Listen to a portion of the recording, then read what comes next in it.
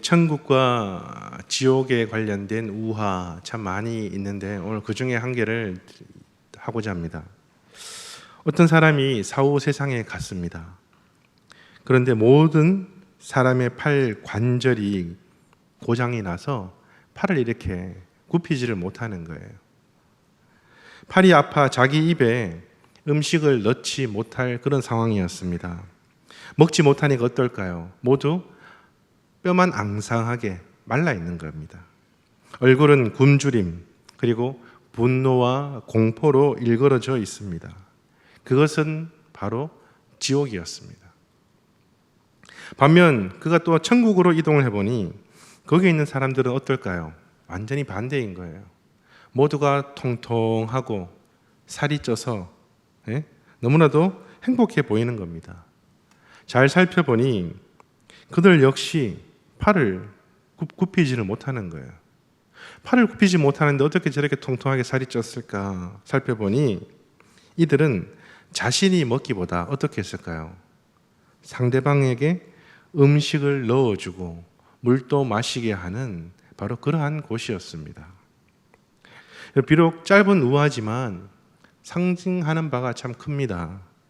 전자는 전형적인 이기주의의 모습이 가득한 장소요. 후자는 이타적인 모습이 가득한 장소입니다. 여러분의 눈에는 어디가 행복해 보입니까? 전자입니까? 후자입니까? 자신 것만 챙기고 자기 유익만 구하는 그곳에 행복이 있을까요? 아니면은 자기는 못 먹더라도 남을 챙겨주고 베풀어주는 그런 이타적인, 실질적으로 자기는 질 수 있는 것은 없는데 여러분 어디가 행복해 보입니까? 이기주의가 난무하는 곳, 사람들은 더 가지려고 하죠. 어린 아이들을 보면 어떻습니까? 본성 자체가 지려고 하지 나눠주기보다는 내 거야 이럴 게 욕구가 강할 때지 않습니까? 이기주의가 난무하는 그런 여러분 사회에는 화합, 평화 이런 것들이 없고 고통과 그죠? 그런 것들밖에 없을 것입니다. 이기주의는 전형적인 자기 중심적의 어떤 그런 모습입니다. 당장은 무언가를 소유할 수 있고 내게 분명히 유익이 있을 겁니다. 하지만 결국은 자기 중심성을 가진 모든 관계에서는 어떻게 될까요? 서로의 이해관계가 다르다 보니까 자꾸 충돌이 발생할 수밖에 없는 겁니다. 그러니까 계속 어떻게 해요? 시끄러워지고 잡음이 생겨나는 것이죠. 이기주의는 타인의 유익보다는 바로 자신의 이익을 우선적으로 추구하는 마음의 자세입니다. 그런데 우리 하나님께서는 믿는 자들에게 어떻게 하라고 하십니까? 자기 중심성을 버리라고 교훈을 줍니다. 하나님께서 강조하는 것은 무엇입니까?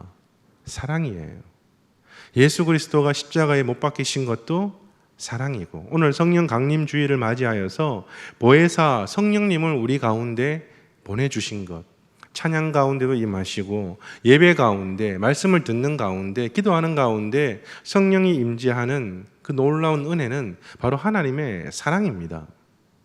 사랑을 중심으로 하는 그리스도인에게 경계해야 할 것은 무엇입니까? 자기 중심적인 태도, 이기주의적인 그런 마음가짐, 그것을 버려야 되는 것이죠. 우리는 나보다 남을 먼저 배려하는 그런 마음을 지녀야 합니다. 이것이 바로 예수 그리스도의 발자취를 따르는 길이 아니겠습니까? 바울은 이미 고린도전서 12장 31절의 말씀에서 이렇게 고백을 했습니다. 너희는 더 큰 은사를 사모하라. 내가 또한 가장 좋은 길을 너희에게 보이리라. 가장 큰 은사, 가장 좋은 길, 그것은 무엇입니까? 복음주의 신학자 렌스키는 이렇게 말합니다. 은사란 사랑이 그것을 가지고 봉사하는 손, 이렇게 정의를 내립니다. 그러니까 은사는 그리스도의 사랑으로 섬기는 손, 그리고 봉사하는 손, 바로 그런 말을 의미하는 것이죠. 하나님께서 은사를 주신 이유는 무엇입니까? 각 사람에게 은사를 주셨어요. 호산나 찬양대 단원들에게는 그죠? 찬양에 또 굉장히 한 분 한 분의 음성이 보면 다들 굉장히 좋으십니다.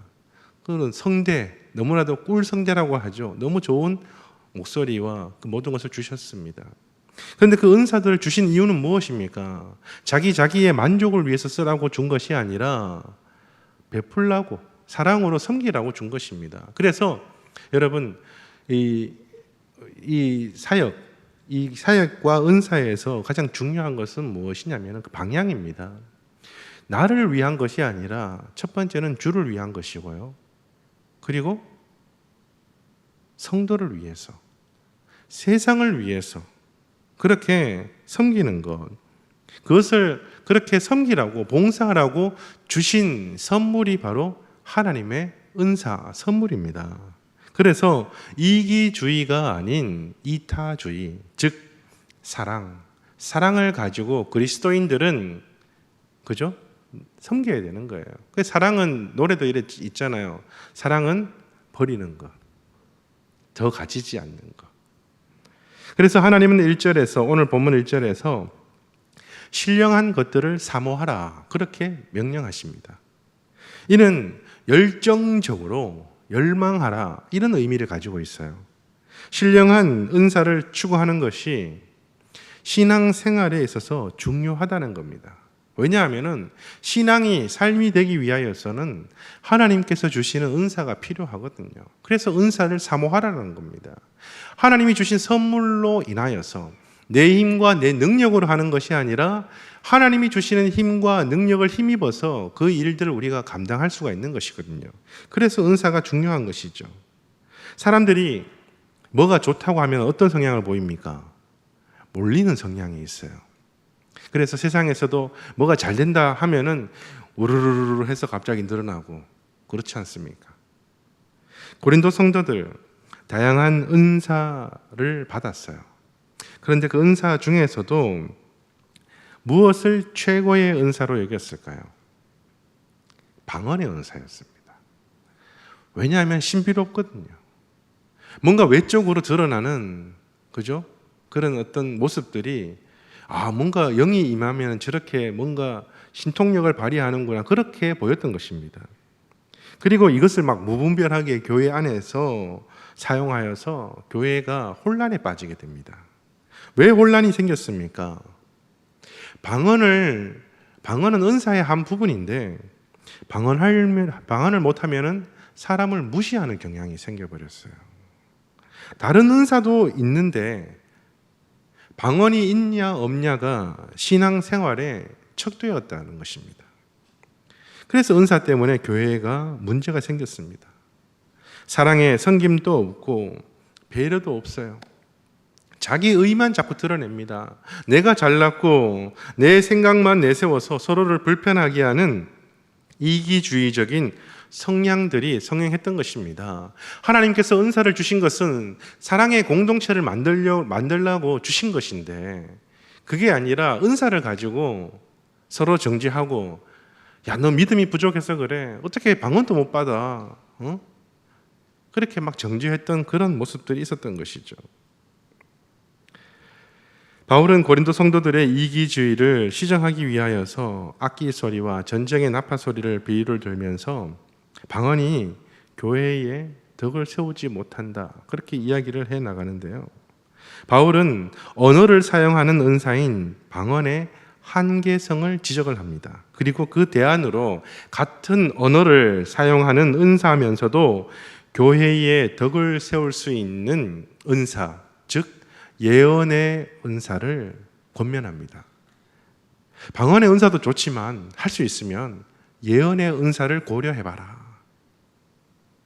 교회는 개인적인 신비를 추구하는 집단이 아니며 서로에게 영적인 진리를 선포하며 그리고 덕을 세우는 사명이 교회에 있다는 것을 강조합니다. 방언은 어떤 것입니까? 하나님께 비밀스럽게 이야기하는 비밀 언어입니다. 예언은 무엇입니까? 사람들을 권면하고 위로하는 하나님의 말씀입니다. 방언은 자기 덕을 세우지만 예언은 말씀을 통하여서 교회의 덕을 세우기에 바울은 서로에게 덕을 세우는 예언의 은사를 권면했던 것입니다. 그리고 권면하고 위로하라 그렇게 말하지 않았습니까? 1절에서 사랑을 추구하며 이렇게 번역된 헬라어 표현은 사랑을 최고의 가치로 여기고 집요하게 추적해라 이런 의미를 가지고 있습니다. 추구하며에 해당하는 헬라어 동사는 사냥꾼이 짐승을 총을 들고 추적하거나 형사가 범죄자를 추적하는 그런 집중력을 가지고 집요하게 추적하는 행위를 이야기합니다. 여러분, 사냥꾼이 이 사냥 어떤 대상을 쉽게 포기할까요? 끝까지 따라가지 않습니까? 잡을 때까지, 지칠 때까지. 바로 그러한 것으로 포기하지 말고 사랑을 하나의 신앙의 목표로 삼고 끝까지 집요하게 달라붙으라는 것입니다. 바울은 이렇게 사랑의 추구를 강조하는 것은 성도를 성도답게 하는 것은 눈에 보여지는 은사가 아니라 그 은사의 이면에 있는 무엇이다? 하나님의 사랑이라는 것을 강조합니다. 즉 은사는 이 사랑이라는 것을 잘 더 다양하게 나타낼 수 있도록 하나의 주는 그런 의미밖에 안 되는 것이죠. 중요한 것은 사랑이라는 겁니다. 사랑의 마음을 가지고 해야 된다. 그렇게 교훈을 하고 있는 것입니다. 그래서 바울은 예언의 은사를 신령한 것으로 규정하면서 권면했던 것입니다. 예언의 은사는 이미 주어진 하나님의 말씀을 가르쳐 알게 하는 은사입니다. 방언이 하나님께 말하는 것이면 예언은 사람을 대상으로 하는 것입니다. 그리고 방언이 하나님만 알아듣는 언어라면 예언은 하나님의 말씀을 사람들이 잘 이해할 수 있게 전하는 언어가 바로 예언인 것입니다. 그래서 예언의 은사는 사람에게 덕을 세우고 권면하고 안위할 수 있는 것입니다. 예언의 은사는 사람들이 하나님의 말씀을 알고 내면적으로 받아들이면 어떻게 해요? 변화가 생기는 겁니다. 그래서 하나님의 말씀을 통하여서 조언하거나 권면하거나 위로하게 되면은 사람들이 당면한 고통과 어려운 현실들을 이겨낼 수 있는 힘을 얻게 되는 것입니다. 여러분, 예언이 미래의 것들 이야기하는 것이 아니라 미래의 일은 아무도 모릅니다. 그러나 하나님의 말씀은 무엇입니까? 항상 소망을 주는 메시지죠. 미래에 대한 소망을 가지는 것입니다. 지금 현재에서 네가 이렇게 해서는 안 됩니다. 당신이 이렇게 살아야 됩니다.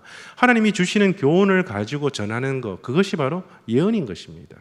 그래서 오늘을 살아가면서 미래를 준비하는 그런 메시지, 그것이 바로 예언의 말씀인 것이죠.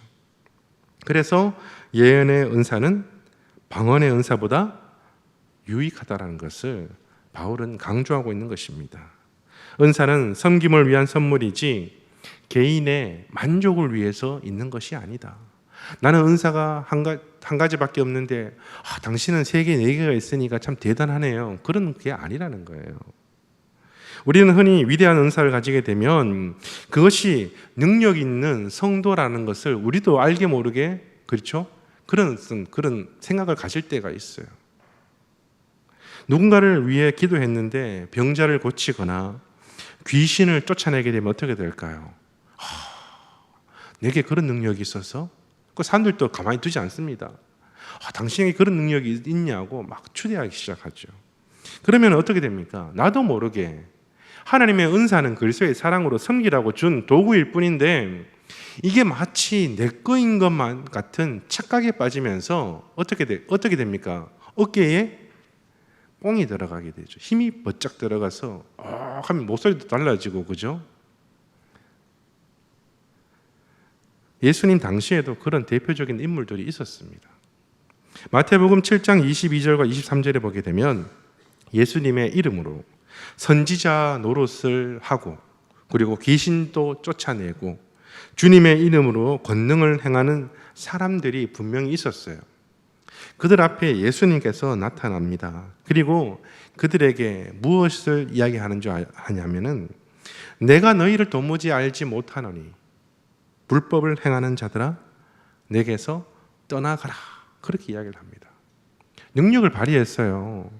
하나님이 주시는 병 고치는 은사 그 모든 것들을 했는데 왜 예수님은 그들을 향하여서 의로운 자들이라 칭하지 않고 너희는 불법을 행했다, 왜 그렇게 지적을 했는 것일까요? 그들의 마음 가운데 무엇이 없었기 때문에? 사랑은 없고 자기의 의의를 자기만 생각하는 그런 마음의 중심적인 생각들을 하나님께서는 보셨던 것이죠. 누가 성도입니까? 성도는 무엇을 하는 사람입니까? 여러분, 은사는 능력을 나타낼 수는 있지만 성경은 분명히 이야기합니다. 사랑이 없으면 아무것도 아니다. 성도를 성도되게 하는 것은 다양한 그리고 특화된 은사가 아니라 그 은사 너머에 있는 무엇이다? 사랑이라는 것입니다.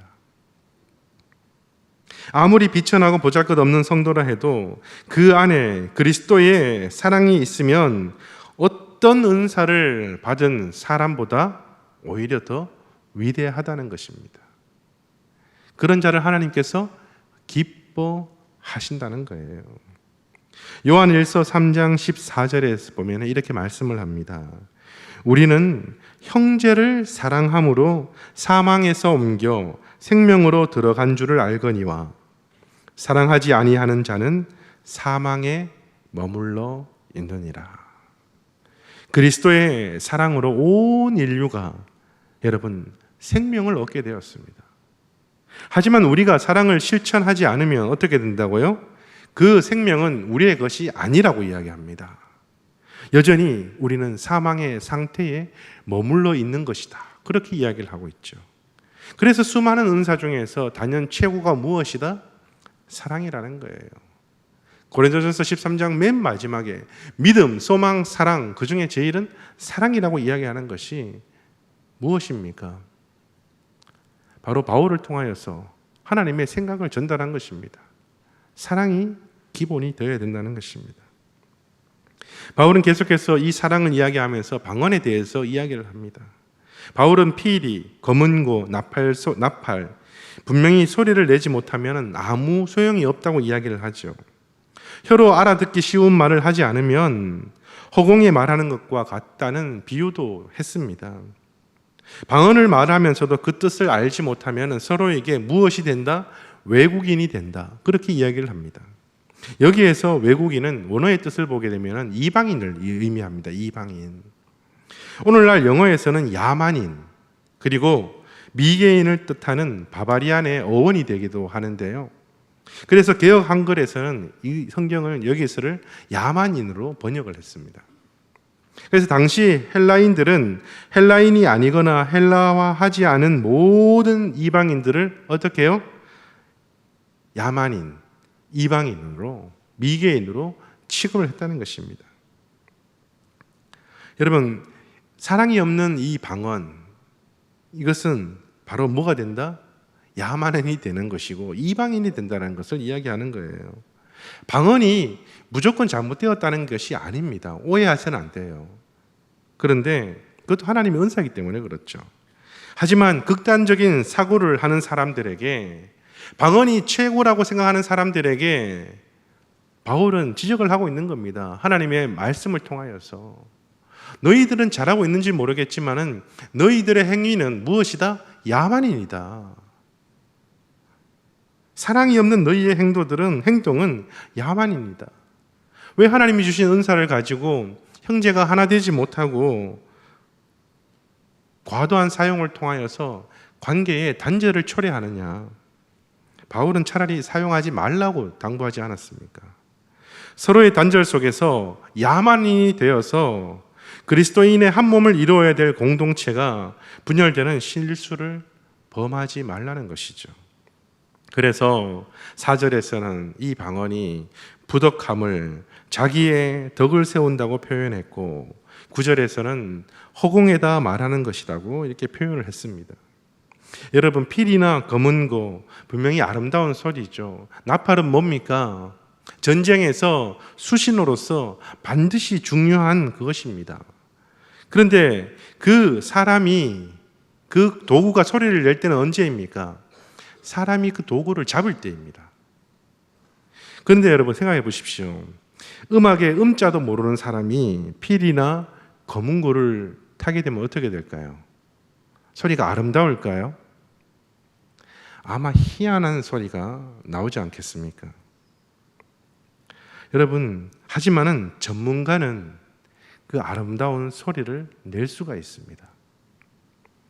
목동에 불과했던 다윗의 손에 하프가 들릴 때 악신이 들렸던 사울의 정신이 맑아지는 역사가 있지 않았습니까?